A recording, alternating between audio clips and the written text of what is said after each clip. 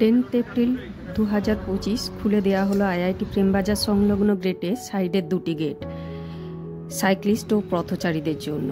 কোভিডের সময় 23 মার্চ 2020 বন্ধ হয়ে গিয়েছিল। দীর্ঘদিনের অপেক্ষার অবসান ঘটল।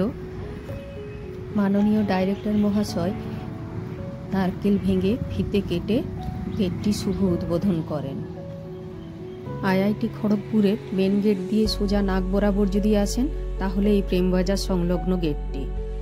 এই গেটটি সংলগ্ন ডান দিকেই রয়েছে বটতলা মায়ের মন্দির।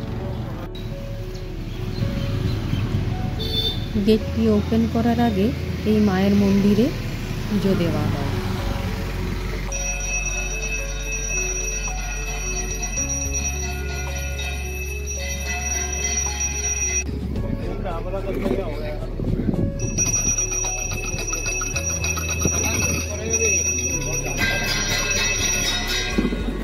বটতলা মা কি জয়, বটতলা মা কি জয়, বটতলা মা কি জয়।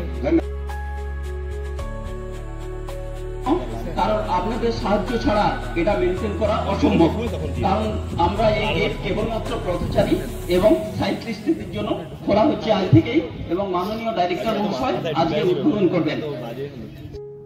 গেটটি খুলে দেওয়ার পরে মানুষের মধ্যে প্রচুর উত্তেজনা ছিল। সবাই আস্তে আস্তে করে গেট দিয়ে বাইরে বেরিয়ে এলো।